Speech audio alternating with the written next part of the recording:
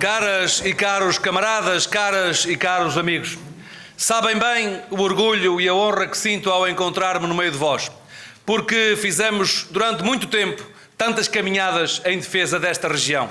É por isso que sinto um orgulho imenso em poder representar a vossa voz, hoje como candidato a secretário-geral e no futuro imediato como candidato a primeiro-ministro do nosso país.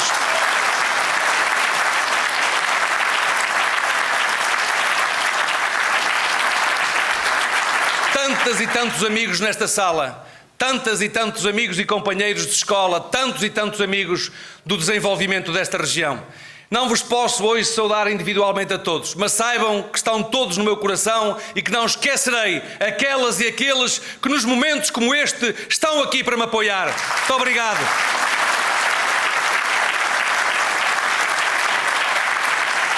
Caras e caros camaradas, permitam-me que saúde a Bruna, que é uma líder de jovens socialistas do Marco de Canaveses, e que saúde os jovens que aqui se encontram. E que saúde também o João, que assumiu responsabilidades especiais nesta candidatura. E nestas duas pessoas que cumprimento todos e tantos amigos que aqui tenho. Tenho que o Ginho, a Elsa, a minha professora do ensino secundário, mas tantas e tantos que aqui se encontram que não posso hoje citar a todos. Mas creiam que tenho um orgulho imenso por poder sentir que hoje sou capaz de representar aqueles que são os vossos interesses do desenvolvimento desta região. Porque sabem bem que conheço as dificuldades destes territórios. Sabem bem que conheço a forma também de lhes dar resposta. Não apenas com a parceria e a cooperação entre os municípios, mas também com um governo atento aos territórios que precisam de uma atenção muito especial. E é por isso que eu quero começar esta intervenção por dizer que aquilo que sempre defendi quando estava na Câmara Municipal, quando fui líder da Federação Distrital do Partido Socialista, hoje aqui queira assumir como primeiro compromisso desta candidatura. Um plano de desenvolvimento regional integrado para o Baixo Tâmega e para o Douro Sul, porque é um objetivo prioritário para esta região. Caras e caros camaradas, aqui foram invocados valores fundamentais que vêm desde 1976, quando nós conseguimos garantir a conciliação entre a liberdade, a autonomia e ao mesmo tempo a responsabilidade e a procura permanente da igualdade de oportunidades entre todas e todos os cidadãos, independentemente das regiões, das suas origens sociais, das suas escolhas políticas, das suas escolhas religiosas, e foi por isso que o PS sempre se posicionou no centro político e foi o grande partido que construiu a liberdade, que construiu a democracia e que construiu o nosso país mais desenvolvido.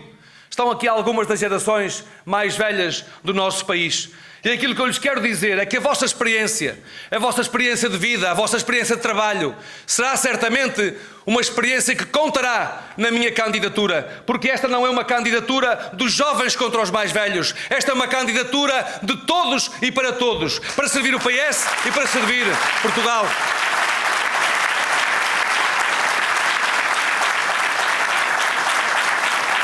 Caras e caros camaradas, em 76, Mário Soares soube como é que queria colocar o Partido Socialista. E colocou o Partido Socialista como o grande partido capaz de dialogar com todas as forças democráticas. Assim como António Costa, em 2015, conseguiu também abrir novos horizontes. Mário Soares, na altura, foi para garantir a democracia, para garantir a liberdade, para garantir que Portugal era um país europeu, um país desenvolvido, um país democrático, de uma economia de mercado. E por isso assumiu o objetivo de integrar Portugal na Comunidade Económica Europeia. E por isso fez alianças políticas no Parlamento. Fez alianças e dialogou com todas as forças políticas e sociais. Dialogou com o PPD, dialogou com os democratas cristãos e construiu as liberdades, construiu a democracia, construiu o país que progrediu nas condições de vida da nossa população. Os mais velhos sabem bem o que era a vida antes do 25 de Abril e sabem bem o que é o país hoje para as novas gerações, com tantas e maiores oportunidades que trouxeram oportunidades que hoje fazem com que Portugal tenha orgulho numa das gerações mais qualificadas de sempre, para quem é preciso continuar a encontrar oportunidades no nosso país.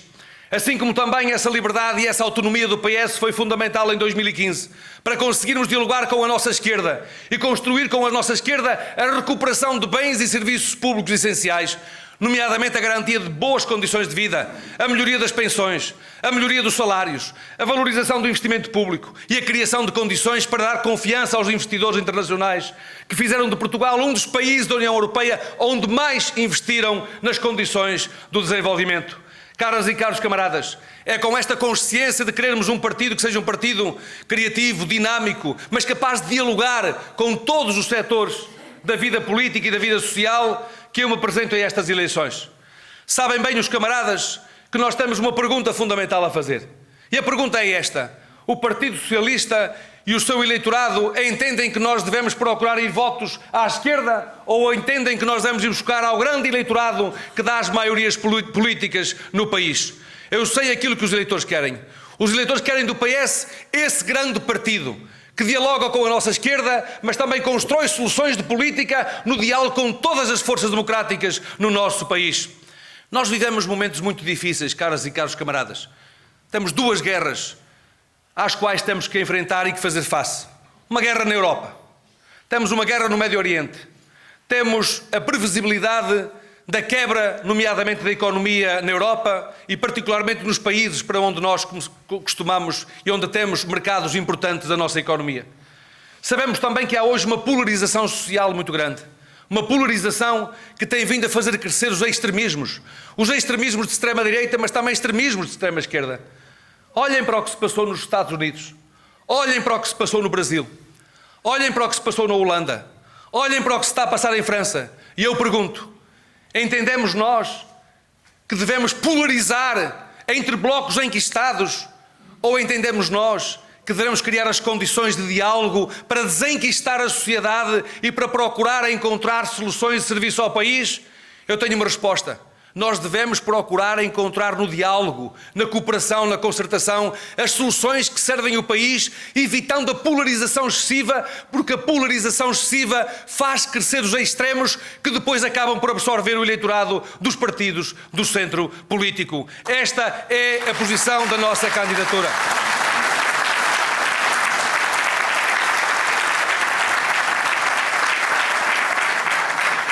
E para que é que quer esta candidatura? Para que é que eu quero este partido capaz de dialogar com todas as forças políticas e sociais? Eu quero essa capacidade, essa autonomia estratégica, não condicionada por nenhum outro partido, para cumprir em primeiro lugar os compromissos que temos com os portugueses, mas também para cumprir os compromissos que temos com os países europeus, que são os nossos aliados, e com os nossos aliados atlânticos. Porque foi assim que o PS se fez na sua política externa e também na política nacional. Foi assim que o PS construiu os nossos direitos, liberdades e garantias fundamentais. E esse compromisso é, em primeiro lugar, com os portugueses, nomeadamente na garantia de continuarmos a valorizar os rendimentos públicos, os rendimentos dos nossos cidadãos, dos nossos pensionistas, continuar a valorizar as pensões, continuar a garantir que aumentamos os salários. E aumentamos os salários, não apenas o salário mínimo nacional, mas também temos condições para continuar a garantir a valorização dos salários das classes médias e particularmente dos mais jovens, para quem temos que dar uma resposta ainda mais sólida para garantir que realizam os seus projetos de vida no nosso país. Valorizar os rendimentos também daqueles que necessitam das prestações sociais para não estarem no quadro da pobreza e da exclusão. Combater as desigualdades, mas também valorizarmos o investimento público. E sabemos bem quais são as prioridades do investimento público. Investir nomeadamente nas infraestruturas de transporte e de mobilidade. Continuar a investir nas políticas de saúde. Continuar a investir nas políticas de educação. Continuar a garantir a sustentabilidade das pensões e do Fundo Financeiro da Segurança Social. É para isso que nós queremos a criação de riqueza. E é por isso que queremos a criação de riqueza com o investimento público, mas queremos também valorizar o investimento que é desenvolvido pelas empresas, pelas pequenas e médias empresas do nosso país, que são responsáveis por cerca de 80% do emprego no nosso país. Essa é a razão por que trago também propostas novas, nomeadamente um modelo de financiamento às pequenas e médias empresas, que garanta a redução dos custos do financiamento das pequenas e das médias empresas. Primeiro, conseguindo que aquilo que hoje pagam à mútua, que é uma garantia do Estado e que corresponde a 2,5%, deixe de ser pago porque é uma garantia do Estado. Isso significa reduzir em 1/3 os custos de financiamento das pequenas e das médias empresas. Em segundo lugar, garantir o reembolso dos fundos europeus até aos 90 dias, para criarmos liquidez nas empresas, para que as empresas possam criar trabalho, possam investir e possam criar riqueza. E em terceiro lugar, garantir que os fundos europeus que não são executados nas prioridades previstas possam ser redirecionados para modernizar e capitalizar as empresas em termos de modernização tecnológica, para crescerem no país e também para poderem crescer nos mercados internacionais. Ou seja, nós temos que conseguir compatibilizar a valorização do investimento público com a criação de condições para valorizarmos também o investimento privado e particularmente para apoiarmos aquelas e aqueles que empreendem, que arriscam, que criam riqueza, que criam emprego e que contribuem para que essa riqueza possa financiar as funções sociais do Estado, da saúde, da educação e da proteção social aos mais frágeis e mais carenciados económica e socialmente.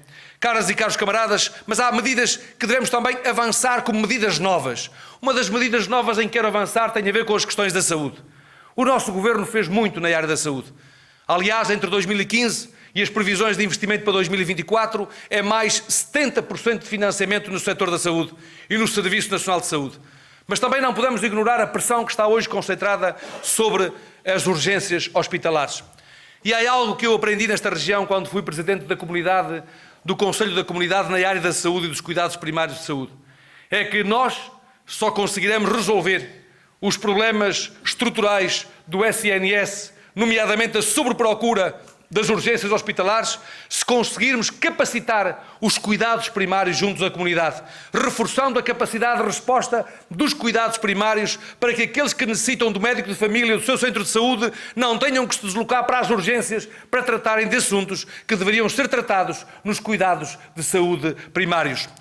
Concordamos e apoiamos as medidas que estão em curso, nomeadamente para o reforço das unidades de saúde familiares, denominadas do modelo B, que têm em vista garantir maior capacidade de resposta dos médicos nos centros de saúde. Concordamos e apoiamos também a criação das unidades locais de saúde, que promovem uma maior integração entre os cuidados primários e os cuidados hospitalares. Mas há algo que nós temos que enfrentar com coragem, caras e caros camaradas. O país precisa de formar mais médicos, porque temos que formar mais médicos, nomeadamente para rejuvenescer aqueles que estão a chegar à idade da aposentação e que provocará uma ruptura brutal no SNS. Porque nós temos tantos jovens que com 15, com 16, com 17 valores poderiam ser ótimos profissionais no futuro e que se veem impossibilitados por esta limitação no acesso aos cursos de medicina. Temos que romper com esta cultura.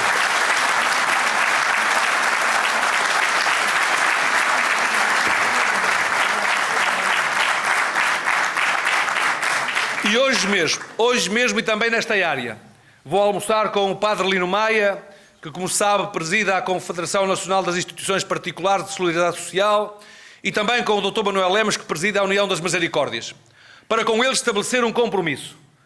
E o compromisso é de nós podermos assumir, a partir do Governo, um contrato plurianual para garantir que, enquanto as nossas mudanças e as nossas reformas não produzirem efeitos, porque elas demoram algum tempo a produzir efeitos, podermos contar com a disponibilidade do setor social para garantir maior número de consultas médicas, maior número de cirurgias e também exames de diagnóstico. E também, caras e caros camaradas, para procurar dar de uma forma sustentada e mais eficaz uma resposta àqueles idosos que se encontram nos hospitais e que querem regressar a casa, mas que não têm retaguarda familiar para poderem regressar a casa, bem como uma resposta mais estruturada aos sem-abrigo que hoje estão nas nossas idades e que precisam de uma resposta estruturada e ainda mais capacitada do que aquela que fomos capazes de dar.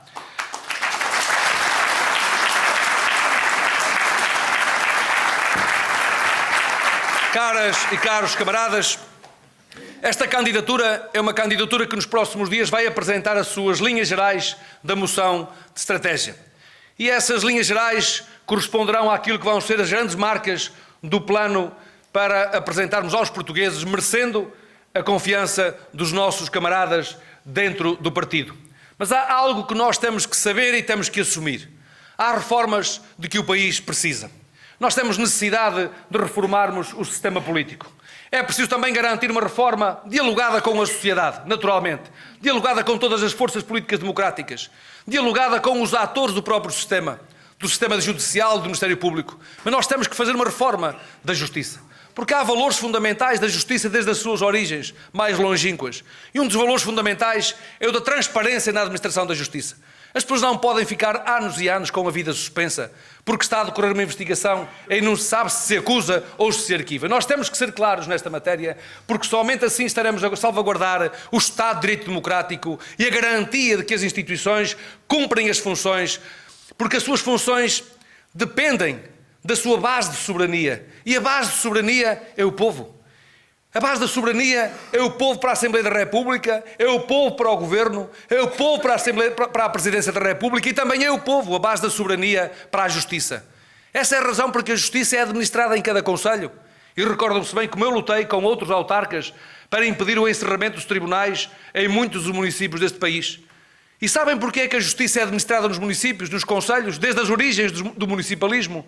Porque era a condição de garantia de que a Justiça era administrada do povo e para o povo, em que o povo podia assistir à forma como se estava a administrar a justiça. Este é um princípio de transparência que deve guiar também a administração das instituições, que devem naturalmente atuar com independência e com autonomia. Independência dos tribunais e a autonomia do Ministério Público, mas também com uma cultura de prestação de contas. É preciso avançarmos com reformas, nomeadamente na valorização das políticas de coesão territorial, na valorização das nossas condições de produção agrícola e agroalimentar. Temos tanto potencial na nossa região, nestes domínios, e é muito importante conseguirmos conjugar esforços, conjugar vontades. E é daquelas áreas, se queremos fazer a reforma da propriedade, se queremos fazer a reforma da agregação da estrutura de propriedade para ter maior viabilidade económica e viabilidade florestal, nós temos que, em diálogo com todos os partidos democráticos, conseguir construir soluções que pelo menos perdurem no tempo de uma geração,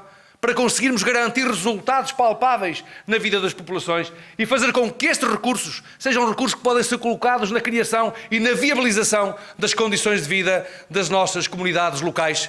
Naturalmente que a valorização das condições de coesão do território, olhando para as pessoas, capacitando-as, preparando-as para o futuro, olhando para os recursos, valorizando os recursos que estão disponíveis, procurando estabelecer parcerias e cooperação para podermos ajudar a criar oportunidades de vida nestes territórios, também vão exigir que nós sejamos capazes de olhar para os serviços públicos e decidir sobre também a forma de localizar muitos dos serviços públicos. E é necessário muitos dos serviços públicos estarem mais próximos dos territórios e funcionarem como alavancas de desenvolvimento local e desenvolvimento regional. Temos que procurar combater essa centralização de todos os serviços públicos em meia dúzia de cidades do país. É preciso que alguns dos serviços, e em função das áreas de desenvolvimento dos territórios, possam também estar colocados nos territórios de forma descentralizada. Devo dizer-vos que nas funções de Ministro da Administração Interna tomei decisões neste domínio, nomeadamente a decisão sobre a colocação da Escola da Guarda em Porto Alegre. É um investimento plurianual com cerca de 40 milhões de euros que vai garantir no futuro que a mais importante estrutura de formação dos militares da Guarda Nacional Republicana ficam num dos territórios, que é um dos territórios do interior do nosso país. Tomei há dias uma outra decisão que tinha vindo a ser dialogada, mas foi assumida já por mim. A importância de colocar a Unidade de Emergência de Proteção e Socorro, que estava localizada em Coimbra e que ficará localizada na Guarda, porque também é um instrumento e será uma âncora de desenvolvimento para esse distrito. Ora, estas decisões têm que ser tomadas em relação a outros territórios como fator âncora de atração de investimento privado, de criação de emprego e de criação de emprego qualificado, porque é a criação de emprego qualificado que fixa os jovens nos nossos territórios.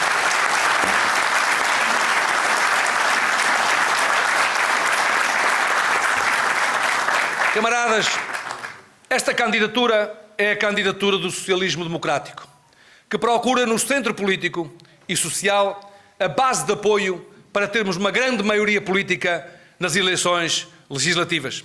Estou convicto de que fecharmos-nos ou partirmos condicionados para esta eleição significa partirmos sem força, sem energia e com a capacidade de diálogo com aqueles que nos podem vir a apoiar.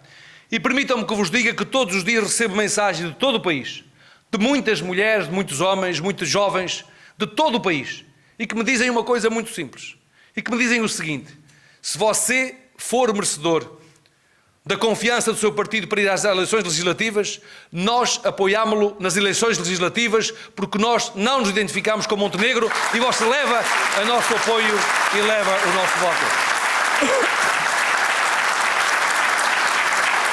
Camaradas, nós temos que convencer os nossos camaradas e é preciso contactar com todas e com todos os nossos camaradas e fazer-lhes esta questão, colocar-lhes esta questão. Qual é o candidato que tem o perfil, que pode ir buscar o grande centro político e social que dá as maiorias políticas, que já deu ao PPD e que já deu ao PS, e que já deu aos diferentes presidentes candidatos a presidentes da República, que deu maiorias a candidatos da esquerda e que deu maioria a candidatos do centro-direita. E, portanto, é aí que nós temos que posicionar o PS para garantirmos que esses cidadãos, que são cidadãos que se preocupam com a sua vida, com o seu trabalho, com a criação de riqueza para o seu país e que não olham a slogans, nem a afirmações muito contundentes. O que querem saber é quem é que tem condições e quem é que tem provas dadas na vida cívica, na vida autárquica, nas funções como secretário-geral adjunto do PS, nas funções como secretário de Estado das Comunidades Portuguesas, nas funções do Ministério da Administração Interna. Quem é que já deu provas para colocar essa capacidade e essas competências ao serviço dos portugueses? Esta é a garantia que nós temos que dar aos nossos camaradas militantes. Sabem bem as funções que desempenhei e os resultados que tivemos na Câmara Municipal de Baião. Quando ganhamos com 50, depois com 68 e depois com 71,4, significa que nós fomos capazes de falar para um grande espectro político que confiou na nossa capacidade, na minha capacidade e do Paulo Pereira, que está aqui connosco, hoje o nosso Presidente da Câmara, para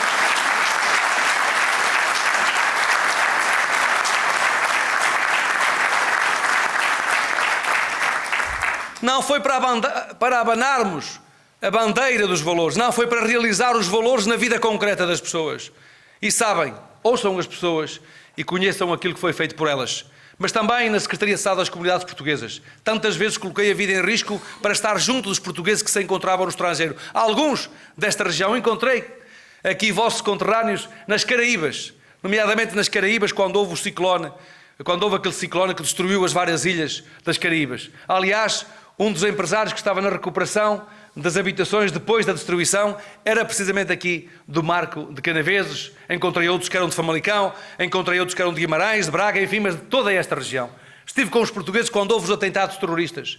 Estive com os portugueses em Moçambique quando houve o ciclone Idai, que também destruiu toda aquela região e que ficaram a temer pelo seu futuro, pela sua própria vida.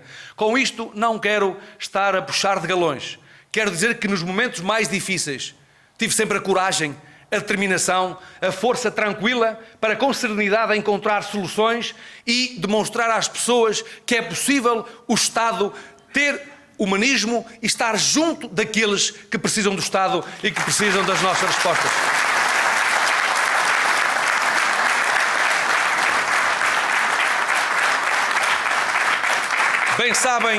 Bem sabem que tenho das funções políticas um exercício das funções políticas com grande humildade. Olho para as funções políticas como um serviço público, como um serviço aos outros, que independentemente de ser realizado numa autarquia de freguesia, é igual como quando se desenvolve num ministério. Aliás, a palavra ministério significa mesmo isso, serviço. É o que significa a palavra ministério. Foi sempre assim que encarei as minhas funções. E talvez tenha sido por isso, com essa capacidade de diálogo, com essa humildade democrática, que procurei e que consegui trazer tantos e tantas que não acreditavam para junto de nós, para conseguirmos promover as mudanças de que o país precisa e de que a sociedade necessita. E por isso, caras e caros camaradas, sabem bem como estive sempre convosco nos momentos mais difíceis. Nos momentos mais difíceis, quando alguns não acreditavam mesmo na vitória na Câmara Municipal, quando alguns não acreditavam na vitória em algumas juntas de freguesia. Recordo-me bem também do esforço que fiz para vir sempre aqui, mesmo nas circunstâncias mais difíceis.